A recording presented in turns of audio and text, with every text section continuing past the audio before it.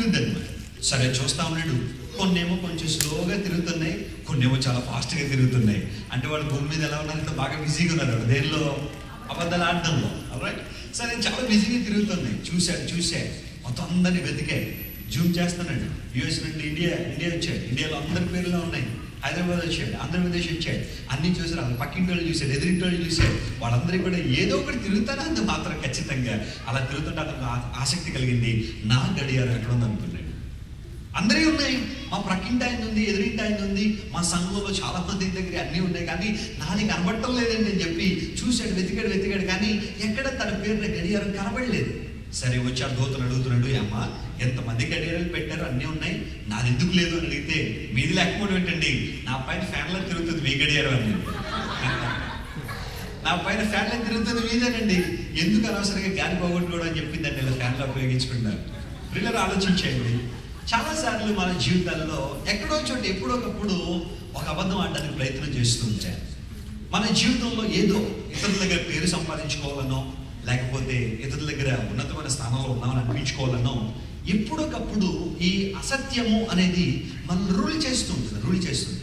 కానీ ఎప్పుడైతే మనం దేవుని దగ్గరికి వస్తామో, యేసుక్రీస్తు ప్రభువుకి మన జీవితాన్ని సమర్పిస్తామో, దేవుని వాక్యం చెబుతోంది సత్యము మిమ్మల్ని స్వతంత్రులుగా చేస్తుంది అన్నాడు. ఎప్పుడైతే సత్యము దగ్గరికి మనం వస్తున్నామో, when we come to the truth will set us free. That's the word of God says. ప్రతి విషయంలో దేవుడు మనల్ని విడిపించి ఒక నూతనమైన జీవితాన్ని ఇవ్వాలని ప్రభు ఎల్లప్పుడూ కూడా కోరుకుంటున్నాడు. Let's come to the word of God. 1 John chapter 5 and verse 4. For everyone born of God overcomes the world. This is the victory that has overcome the world, even our faith. I'd like to repeat again. For everyone born of God overcomes the world. That is the victory that has overcome the world, even our faith. తెలుగులో కూడా మాట నేను చాలా ప్రయత్నం చేస్తున్నాను. చాలా అద్భుతమైన బైబిల్లో మరి రాయబడిన అన్ని మాటల్లో చాలా శ్రేష్టమైన మాటల్లో ఇది కూడా ఒకటి.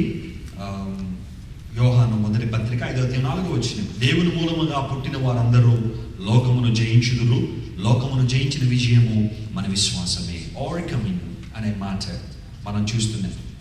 అపోస్తలుడైన యోహాను ఈ పత్రిక రాస్తూ దేవుని ప్రేమ గురించిన విషయాలు ఎక్కువగా రాశారు. సో ఎవరైనా ఎపిస్టల్ ఆఫ్ జాన్ చదువుతున్నప్పుడు, యోహాను పత్రికలు మనం చదువుతుంటే అసలు దేవుని ప్రేమ సారం అంతా కూడా దానిలో రాయబడింది. ఎందుకోసం అంటే అపోస్తలుడైన జాన్ యేసుక్రీస్తు ప్రభు శిష్యుల్లో చాలా ఆయన యవనస్తుడిగా ఉన్నాడు, అందరికంటే చిన్నవాడు. యేసు ప్రభు యొక్క రొమ్మును ఆనుకొని నడుచుకుంటూ ఉండేవారు. అంటే he was close to Jesus at every time. ఆ పరిస్థితుల్లో దేవునిలో ఉన్న ప్రేమ, ఆయనలో ఉన్న క్షమాపణ, ఆయనలో ఉన్న తత్వాన్నంతా కూడా తను గ్రహించి పత్రికలు రాసేటప్పుడు, ఉత్తరాలు రాసేటప్పుడు దేవుని ప్రేమ గురించి రాసుకుంటూ వచ్చాడు.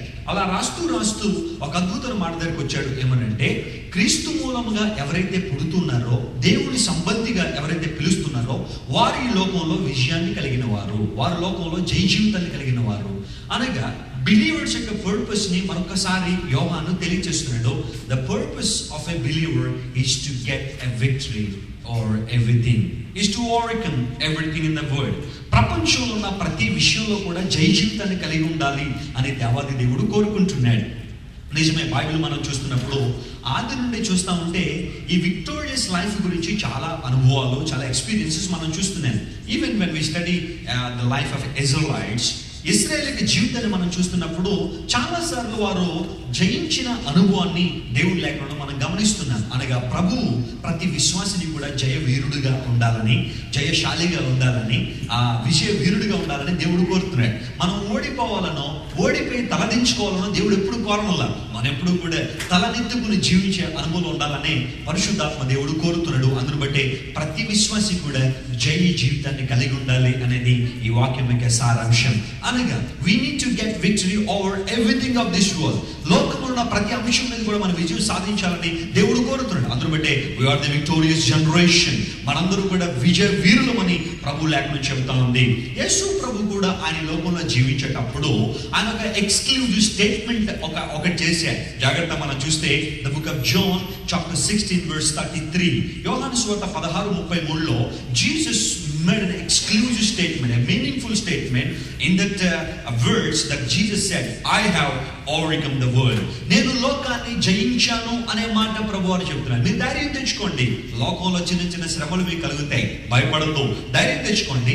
కారణం ఏంటంటే మీ నాయకుడినైన నేను, మీ సృష్టికర్త అయిన నేను, మీకోసం రక్తం కార్చబోతున్న నేను లోకాన్ని జయించాను అనే ఒక అద్భుతమైన స్టేట్మెంట్ యేసుక్రీస్తు ప్రభువారు చేసినట్టుగా దేవుని లేఖనంలో మనం చూస్తున్నాం. నిజమే, ప్రతి విశ్వాసి కూడా యేసుక్రీస్తు ప్రభు సంబంధి కాబట్టి వారు కూడా ఈ స్టేట్మెంట్ చేయగలగాలి. I have overcome the world అనే మాట చెప్పాలని దేవుడు కోరుతున్నాడు. మన విశ్వాస జీవితంలో జై జీవితాన్ని కలిగి ఉండాలని ప్రభు కోరుతున్నాడు. యేసు ప్రభు జీవితాన్ని జాగ్రత్త మనం చూస్తే, according to the Matthew chapter 4, Jesus got victory over temptations. యేసుక్రీస్తు ప్రభువారు శోధన మీద విజయం సాధించారు. Even Jesus was tempted terribly by the devil at the time. After he finished his 40 days fasting prayer, devil came to him and tempted him so many ways.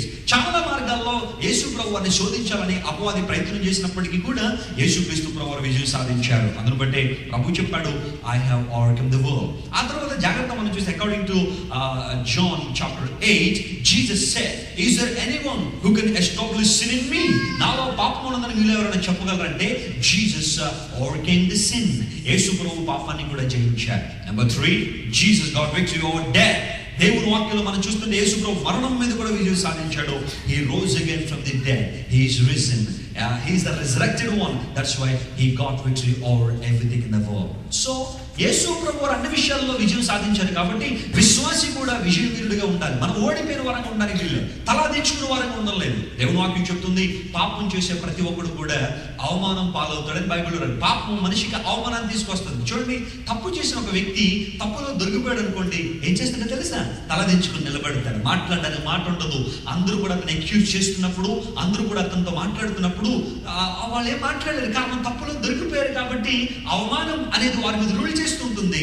అందుకు బట్టి దేవుడు అంటున్నాడు, మీరు అవమానింపబడిన వారుగా, నిందలు పడేవారుగా, లేకపోతే లోకంలో ఓడిపోయిన వారుగా ఉండడం నాకు ఇష్టం లేదు. నేను పాపాన్ని, లోకాన్ని, శోధనను, మరణాన్ని జయించాను కాబట్టి you the people bought by my blood, you should get victory over everything in the world. మీరు కూడా విజయాన్ని సాధించాలని యేసు ప్రభువు ఒక మంచి మాట తెలియజేస్తున్నాడు. మనం కూడా తలెత్తుకుని జీవించే విధానంలో ఉండాలి. నేను ఒకసారి టీవీ చూస్తా ఉంటే అడ్వర్టైజ్మెంట్ వస్తూ ఉంది. HDFC స్టాండర్డ్ ఇన్సూరెన్స్ లైఫ్ వాళ్ళు ఒక యాడ్ తయారు చేశారు.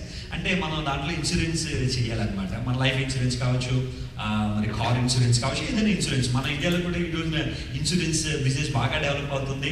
ఇదివరకు మనకు తెలిసిందల్లా LIC ఒకటి, లైఫ్ ఇన్సూరెన్స్ కార్పొరేషన్ ఒకటి తెలుసు.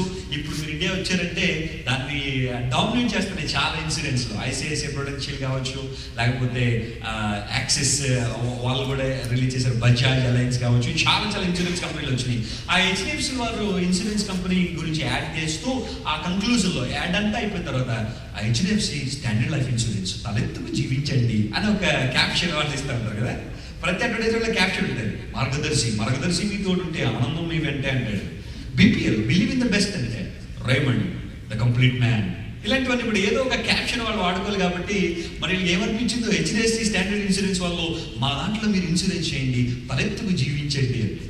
నేను అనుకుంటాను ఏదన్నా కారణంతో వారు గోడు దిప్పేయాలలో ఇంక అందరూ తలెత్తుకుని జీవిస్తారు, తల దించుకుని జీవిస్తారు కదా. పాపం కృషి బ్యాంకు ఆ తర్వాత ఎట్లాంటి వాళ్ళు అందరూ అదే అన్నారు, మీరు మా దాంట్లో పెట్టుబడులు పెడితే తలెత్తుకు జీవించడమే. నిజంగా అలాగే అయిపోయింది పాపం ఆ తర్వాత. రైట్, సరే. సో ఎవరైతే పాపాన్ని జయిస్తారో వారు నిజంగా తలెత్తుకు జీవించగలరు. They are the victorious generation.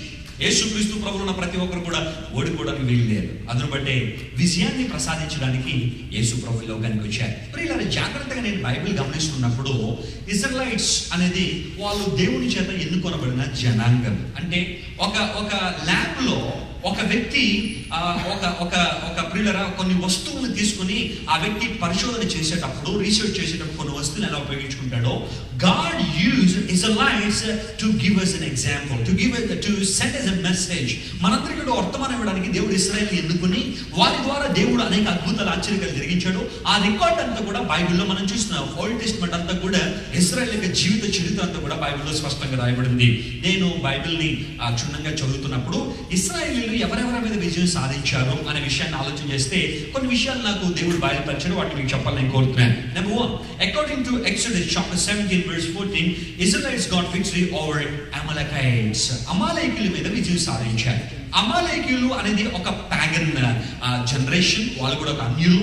వారి మీద విజయం సాధించినట్లుగా ఎక్సోడస్ 17:40 మనకు కనబడుతుంది. అమోరైట్స్ రిప్రజెంట్ ఈవిల్ డిజైర్స్. అమాలేకీయులు ఆ దుష్ట కోరికలకు, దురాశలకు సాదృశ్యంగా కనబడుతున్నాడు. అంటే ప్రతి విశ్వాసి కూడా దుష్ట సంబంధమైన కోరికల మీద, దురాశల మీద విజయం సాధించాలి, దురాలోచనల మీద విజయం సాధించాలి. అమలేకైట్స్ represents the evil desires. Numbers 21:3, according to Numbers 21:3, Israelites got victory over Canaanites. కనానీయుల మీద విజయం సాధించారు. కనానీయులు అనగా వర్తక వ్యాపారం చేసేవారు వాళ్ళు. అంటే దాని ఇంగ్లీష్లో ఒక మాట మనం చెప్పాలంటే డిసిపేషన్ అన్నారు. డిసిపేషన్ అంటే అర్థం ఏంటంటే using our money for the unnecessary things. అనవసరమైన వాటి కోసం డబ్బు ఖర్చు పెట్టడాన్ని డిసిపేషన్ అంటే దోవరా చేసే మనస్తత్వము. క్రైస్తవులు దాని మీద కూడా విజయం సాధించాలి. మనము ధనం సంపాదించడం తప్పేం కాదు, కానీ సంపాదించిన ధనాన్ని దోబరా చేయకుండా మనం ఎంత ఎక్కువ సంపాదిస్తుంటామో అంత ఎక్కువగా దేవుని సేవలో దాన్ని ఉపయోగించాలి. దేవుని సేవకు మనం ఇవ్వాలి. అందుకోసం దేవుడు మనల్ని ఆశీర్వదిస్తూ ఉంటాడని ఉదయకాలం కూడా మనం ధ్యానం చేసాం. ఇప్పుడు కూడా మరలా ప్రభు ఒకసారి జ్ఞాపకం చేస్తున్నాడు. We need to get victory over dissipation as well. According to Joshua 10th chapter 12th verse, Israelites got victory over Amorites. అమోరీయుల మీద విజయం సాధించారు. అమోరైట్స్ రిప్రజెంట్స్ అన్ఫెయిత్ఫుల్నెస్. వారిలో అపనమ్మకము, అవిశ్వాసము అనేది అమోరైట్స్ సూచిస్తున్నారు. అంటే ప్రతి విశ్వాసి కూడా అపనమ్మిక మీద, అవిశ్వాసం మీద కూడా విజయం సాధించాలి. According to judges 3:28, Israelites got victory over Moabites that represent idol worshipping. Moabites అనేవారు విగ్రహారాధనకు సాదృశ్యము, అనగా విగ్రహమైన సంబంధమైన పూజలకు, అలాంటి వాటికి వారు సాదృశ్యంగా కనబడుతున్నారు. యాజ్ క్రిస్టియన్స్, దేవుని బిడ్డలుగా మనము విగ్రహారాధన మన యొక్క ఇళ్లలో విగ్రహాలు పెట్టుకుని చేసుకోకపోవచ్చు, కానీ మన హృదయాల్లో చాలా విగ్రహాలు ఉన్నాయి కదా. అందులో బట్టి దావీదు అన్నాడు, some people putting idols in self instead of shelf అన్నాడు. దాని అర్థం ఏంటంటే చాలా మంది విగ్రహాలను షెల్ఫ్ లోంచి తీసేసి సెల్ఫ్ లో పెట్టుకున్నారంట. ఎక్కడనమాట? ఈ హృదయంలో పెట్టేసుకున్నారు.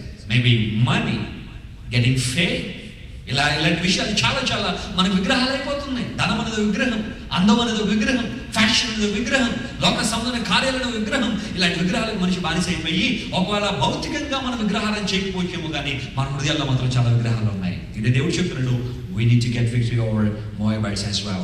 According to Judges 7:7, Israelites got victory over Midianites that represent wickedness, భక్తిహీనత. మిద్యానీయుల మీద విజయం సాధించారు, అనగా భక్తిహీనత మీద కూడా విజయం సాధించారు. చాలాసార్లు మన జీవితంలో భక్తిహీనత కనబడుతుంటుంది. భక్తిహీనత అంటే భక్తి లేకపోవడం కాదు, భక్తి ఉందా కానీ సరిపడినంతగా లేదు. దేవుని స్టాండర్డ్స్ రీచ్ అయ్యేంత భక్తి మనం చేయలేకపోతున్నాం, అది కారణం. దాన్నే భక్తిహీనత అన్నాడు. ఆ తర్వాత according to judges 11:32, Israelites got victory over Ammonites. Ammonites represent sexual immorality, lustful thinking, carnal thinking in our minds. మన హృదయాల్లో భయంకరమైన ఆలోచన, వ్యభిచార సంబంధమైన తలంపులు, ఫార్నికేషన్, ఇలాంటివన్నీ కూడా సెక్సువల్ ఇమ్మొరాలిటీలోకి వస్తాయి. ఇజ్రాయెల్స్ వాటి మీద కూడా విజయం సాధించారు. And according to the first Chronicle chapter 11:14, Israelites got victory over Philistines. Philistines represents attractions of this world. లోక సంబంధమైన ఆకర్షణ మీద కూడా. ఎవరు అందరూ చేయగలేదు, నేను ఒక్కదాన్ని చేస్తే తప్పేంటండి అని చాలా మంది క్రౌడ్ ఫాలో అవుతుంటారు. చూసారా? అంటే వాళ్ళు అట్రాక్టివ్ స్పిరిట్ లో పడిపోయారు అనమాట. వాళ్ళు ఈ ఆకర్షణలో పడిపోయారు. లోకాసమైన ఆకర్షణ వాళ్ళు బాగా ఇన్ఫ్లుయెన్స్ చేస్తూ ఉంటాయి. టీవీలో అడ్వర్టైజ్మెంట్స్ కానివ్వండి, ప్రక్క వాళ్ళ యొక్క వేషధారణ కానివ్వండి, ఇలాంటివన్నీ కూడా వాళ్ళు బాగా ఇన్ఫ్లుయెన్స్ చేసి వారి జీవితాన్ని ప్రక్కదో పట్టించేస్తుంటారు. Philistines represents the physical attractions. We need to get victory over them also. So ఇవి నేను కనుగొన్న కొన్ని విషయాలు బైబిల్, ఇంకా చాలా వాటి మీద విజయం సాధించారు. అవన్నీ చెప్పడానికి సమయం లేదు, కానీ these are the main points. ఇవన్నీ కూడా చాలా ప్రాముఖ్యమైనవి. So God wants us to be victorious. మనందరం కూడా జయం సాధించాలి. That's your purpose. నువ్వు ఓడిపోవాలని దేవుడు ఎప్పుడు ఈ లోపల నుంచి చేయలేదు. ఒక మాట మీకు చెప్తే బాగా అర్థమైంది. చూడండి, ఇప్పుడు ఇండియా ఉందనుకోండి, అందరూ కూడా people of India crazy about cricket, right? చాలా మంది క్రికెట్ చూస్తూ ఉంటారు.